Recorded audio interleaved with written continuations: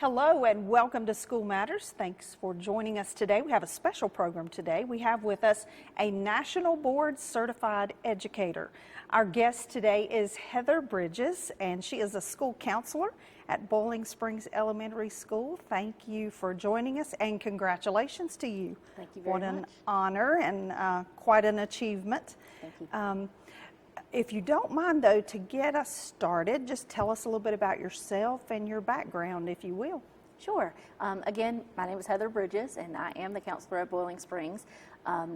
I am married to Dustin Bridges, that is the principal of Township 3 Elementary, and I have one son, Alexander. He's 8 years old, and he goes to school with me at Boiling Springs. I have a love of school and learning, and I just keep on going to college, so I have several degrees, but I've got my bachelor's in psychology, and then I have a master's in school counseling and also executive leadership. Then I continued on a little bit more and got an advanced counseling certificate from UNC Greensboro. I recently did National Board Certification and just went through the renewal process, and this is my 14th year as a school counselor. Okay, so awesome. I love it. Awesome, awesome. So your original certification was in school counseling as well, and Yes. then you have renewed, and what a process that is.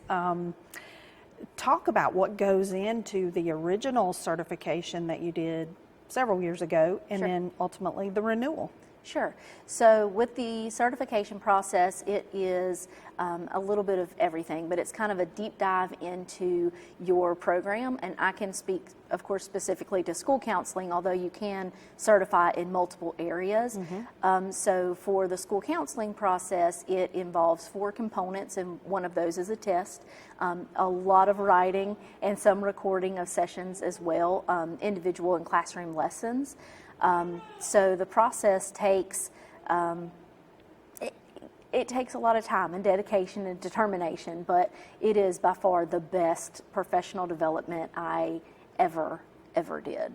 Wow. And it's a rigorous process. It is. So talk about the challenges that you faced during that process and how you worked to overcome those. Sure. So I originally certified in 2019, and whenever partially through working through it, I was diagnosed with breast cancer. And so originally I was going to do the process over 2 years, but I was afraid of what chemo may do to my knowledge base. So I went ahead, I decided, I'm not going to dwell on this. I'm going to go through it, do the treatments, and then just pull that anxiety into National Board. So I certified in the 1 year, and the same year that I went through chemo and did that process. Oh my goodness, how So, commendable.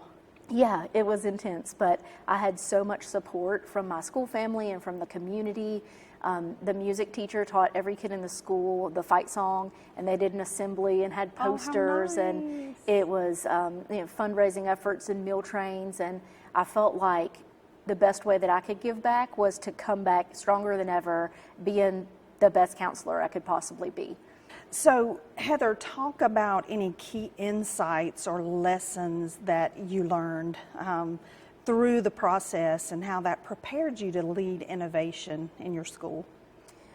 So with the National Board process, you definitely learn the importance of using data to drive decisions and programming across multiple levels. So while I always used data in programming and deciding like what lessons to teach and that kind of thing, I also used it at other levels, reached out to parents to see what concerns they had, reached out to teachers to see like what common behaviors were coming up that maybe I could intervene with more effectively, and also the importance of adapting, being flexible, and the structure of a lesson, how to incorporate the hands-on on top of other areas to help make a full engaging lesson. So you said that there were 4 components. That's correct. One was a test. That's right. So the other 3, are they videotaped lessons? One of the components is 2 videotapes, And so you have to videotape in multiple areas. So for counseling, one of my videos was a whole group lesson, and one of them was a small group lesson. Okay, I felt with like students. I felt like it would be awkward to video a one-on-one session Yeah. because the videos do have to be 20 minutes long. So as you know, we're trying to be solution focused in the elementary level. So trying to get the best of what we can see, I felt that'd be most beneficial at for a whole class and then for small group counseling. So talk now about how the whole certification process helped you to grow professionally and to grow your practices, and anything new that you discovered in the process. Yeah, so going in, I just did renewal, and you can do renewal, you have to do renewal every 5 years, but you can do it in the 4th year. And I thought, well, let's go ahead and do that in case something goes crazy. Yes, yes. So I renewed in the 4th year, and the practice and the policies for the renewal was much different than the first time. So the renewal, we were more looking at what I have done as a professional to multiple levels of the school and to show my effectiveness as a counselor. So in the past 4 years since being certified, I also have achieved other certifications. I am CRIM certified, which is the Community Resiliency Model, and it helps teach adults and children how to manage their emotions and get back to a point of stability. I'm also certified to do QPR, which is a suicide awareness protocol, and adult mental health first aid. So in all of those certifications, I go to different community events, other schools, so I'm able to teach students in classes to be able to incorporate a more holistic approach with students and reach out to the community to help gear them with resources in their toolbox to help as well. Awesome. Well, let's shift gears a little bit. Sure. Because you do a lot more than just renewing your national board certification Sure. and school counseling, but you recently received a grant. I did. For a project that you do there at school, a special program. So tell us about that grant and that project too. I don't want to steal your thunder, so I'll let you tell us about that. Sure. So the Charles Dover Grant, which is an option for any educator to apply for each year. I decided at our school we have a live broadcast every morning that is a news program, and I am the producer and the anchor on that news program. So I wrote a grant to incorporate other technology into our live broadcast. So for green screen paint, right now we have a green sheet in the news studio, and then like some character education resources to be able to add other segments into the news. So that is a live broadcast that happens every morning at BSC at 8:01, and the students or the teachers access it through the smart boards in their classroom. So by adding those additional, segments, we can, increase it and help the students get engaged in other ways. Everybody, I have kind of a tagline, like I always say, like, good morning, little Chargers, and welcome to school today. My name is Miss B, and I'm so glad you're here. And so a lot of the students will parrot that, like during the news studio, right. or they'll see me and they'll be like, there's the lady from Morning TV, like even pre-K, which I don't work with So you're yet. a celebrity in your own school. I am a celebrity in the hallways and at Ingalls, and it's great. I love it. I love it. Yes. So tell us a little bit more about the grant, a little bit more on that, the recognition and how you received the grant. Yes, so the last night actually at the LeGrand Center, they had the Teaching Excellence Awards. Yes. And so Yes. For part of the program, and it's always a really fulfilling things to see and rewarding thing to see, the top seniors from each of the high schools get to recognize a educator that impacted them. And it's very moving to see that some senior, like one last night, recognized their kindergarten teacher. Oh, of wow. all of the educators that they've had through all of their schooling, they went all the way back to kindergarten. And there actually was a counselor recognized last night as well. And so that is the first half of the program. And then the second half, they recognized the educators that did apply for the Charles Dover Grant, which is through the Education Foundation. And it's a grant that I'm so honored that they offer. I, in the past, have received 2 other grants from the Charles Dover. One of those was to incorporate art therapy into my comprehensive counseling program, and then the other one was to create calm down boxes for the students in each class for use with like the resiliency skills and regulating their emotions. So I was really excited to receive this grant and take it in a new direction and be able to add like, character traits and things like that to our morning TV broadcast. That is awesome. You have some great ideas. Thank you. And ways to use your grant money. So tell us a little bit more about the broadcast and the studio that itself and how you're going to use that money. You touched on it a little bit, but tell us a little bit more about that. Right now, our studio is a room off of the library, and like I said, there's a green sheet hanging up. No students really come into the studio, so nobody knows where it is. So people will be like, "How did you get that to happen?" Because I do have a filter on there that looks like a news studio. So when the kids ask me, I just say "Counselor Magic." But we do have 2 cameras, and so one camera is a wireless camera. So we've sometimes taken it around school and highlight different segments. We had a fundraiser that was the class that raised the most money. The teacher had to kiss a pig, and so instead of bringing the pig in the school, we brought the camera outside of the school and did that on live broadcast, had them kiss the pig and things like that. Talk about the impact that has, a school-based program like that. Talk about the impact on the students, the community. Yes, it has been very helpful for getting out your basic everyday knowledge, what's for lunch, things like that. Oh, yeah. But then also, instead of a teacher having to filter through an email, just reminders on there for them about, grade level meetings or things like that. And then I'm able to really promote and get an excitement, energy in the school about different things. Like we had a pie in the face contest, and so I really did like a thermometer on the school each day, the class that was in the lead and things like that, and it generated a ton, like over $2,000 in 4 days. And I'm not saying it was just me, of course, but putting on props and dancing around on the news and going and talking to students about like, have you heard about the fundraiser, and just getting that excitement right there at the beginning of the day. That's awesome. Yeah. So we talked about challenges of National Board certification and renewal. What about the challenges of a school-based broadcast program? I would say that the challenges are similar to any live broadcast, like that weird fear, like, what if I yawn during the Pledge of Allegiance? Or sometimes technology is not our friend, but the benefits far outweigh that, and it's just fun. It's great. We've tried having student anchors before, and sometimes that works, sometimes it doesn't. Mostly when it doesn't work is the kids think they want to do it, and then we say, like, you're live, and they just stare.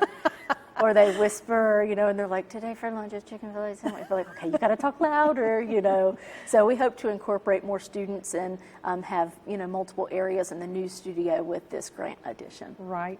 Interesting you mentioned the yawn during the Pledge of Allegiance. So do you have bloopers that you keep, or you just record right over those and keep going? Right now, that's another thing. It's a live broadcast, and so right now we don't record it. So sometimes there has been times where, something happens, something falls down in the studio or something goes on, and the show must go on. So one day I had like these oversized glasses, and they just like fell off my face in the middle of the newscast. So I just kept on going. I'm like, I wonder if anybody's going to say anything, Or one day there was problems with the technology, and so after that the kids were like, Miss B, you burped on the air, and I was like, I did not, and they were like, it sounded like you were burping on the TV, and I'm like, I have not burped audibly in this school. Okay, so you may not realize it, but somebody somewhere may have a blooper reel. That's right. Bring out somewhere it may be saved, but to my knowledge, I don't know how to access it. We'll see. Yes. So what advice would you give to other educators, Heather, that maybe want to implement similar initiatives in their classroom? It is so much fun, and we're always looking at new ways to engage students and new ways to grab their attention and get them to be able to grasp the concepts. And I would highly encourage anyone to go ahead and do it. You know, it does feel weird, like you know, you have to get over that fear of like, I'm now live streaming to 550 kids and 70 staff, you know. But I think that any teacher that wanted to do that in their classroom, or even other schools that wanted to jump over to a live broadcast, you're able to spice it up a little bit and make it more exciting than just the traditional, you know, pledge and Star Spangled Banner, you know. Okay. All right, well, don't go away, because Okay. we're going to take a quick break. So Sure. don't you go away either. We'll be right back with more after this.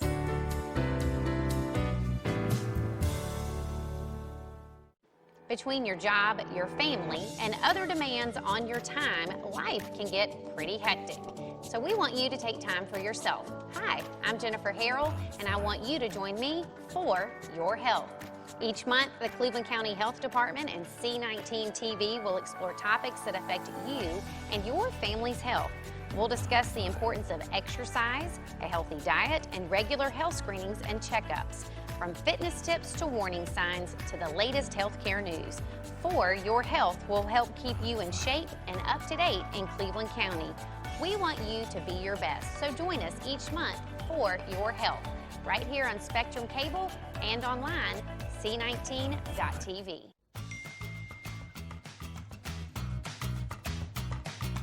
Probably not. I have to study for my exams next week, and my dad would kill me. I can't make it. I've got a big game tomorrow night. I want to make sure I'm in good shape. No, I'm good. I don't want to get in trouble. My parents would kill me. Nah, I gotta fill out scholarship applications. Everyone has at least one good reason to stay away from drugs and alcohol. Find your reason today and get back to enjoying life.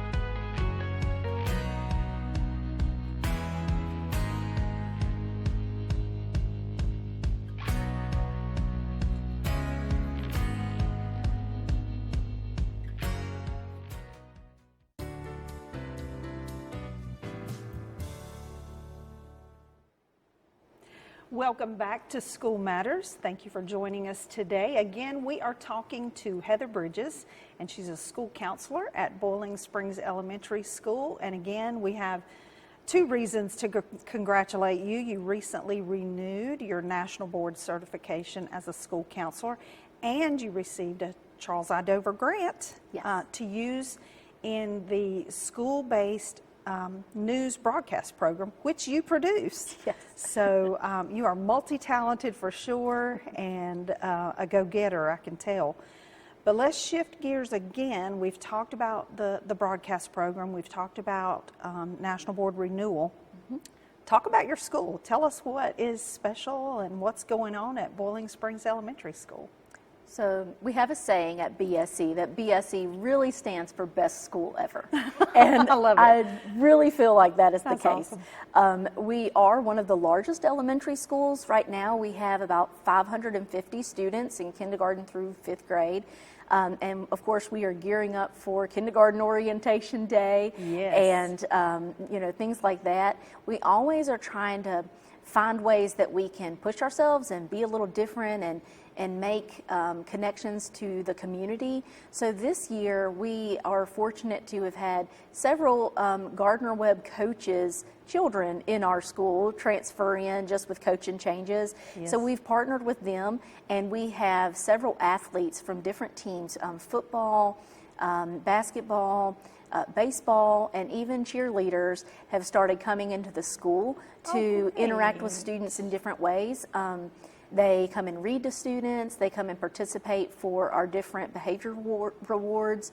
On the 18th, we have a school dance coming up, and that'll be our third 9 weeks behavior reward. And the cheerleaders are going to come and help lead different dances and stuff to engage the students. So not everybody's trying to run around the gym or stand still in the gym. So we're hoping that'll kind of increase that, you know, the interaction and the dancing there. So Yeah. it's really fun. Fun, yes, absolutely. I love that Gardner Webb Athletics has kind of adopted your school in that way. That's awesome. Yes, and you think they were like NFL, NBA. They come in the doors Celebrities. and the kids Yeah. are like, "Hi, can I have your autograph?" You know. There's celebrities all over the place at Bowling Springs that's Elementary. right. That's awesome. Well, tell us a little bit more about your work as a school counselor. Talk about what a day is like for you. So I wear a lot of hats and I do a lot of things, but in any given day, any typical day, I do teach classroom lessons, and I do those for every grade level multiple times. They get about 2 lessons a month or something like that. And then every day of the week, I do small group and pull students for more targeted interventions, things like self-esteem or anger management or emotional regulation or things like that. Then I also do one-on-one counseling and meet with students in my office for different topics. And beyond that, you can find me all around the school doing all kinds of things, but it is not uncommon to see me wearing some kind of prop or doing some kind of art activity or singing or dancing. I learned long ago that if you're going to teach for what I do 50-minute blocks, you've really got to mix it up. It's sometimes people think like of a school counselor as reading a book about kindness and then patting the kids on the head and leaving, but it is a lot more than that, and it's very fast-paced, and flexibility is the key. And you are one counselor for the school, so I imagine you do collaborate, have to collaborate with teachers, administrators, and parents. So talk about that piece of it. Yes, so I love teaching adults. Like, I could see myself being a professor one day at, teaching counseling classes or something, but I love to empower others with resources. I don't think that there is any shame in delegating to someone else if you're giving them the resources to help them succeed. And the teachers in the classroom, they're on the front lines, and so I try to equip them with resources through professional development or even just little quick tips and strategies to help them in the classroom, so that because the teachers are the experts as well, and and the parents, it can't just be what happens at school. So I offer parents opportunities to come in and meet with me, teach them resources, give them resources that can help them to continue the skills that we learn at school into home.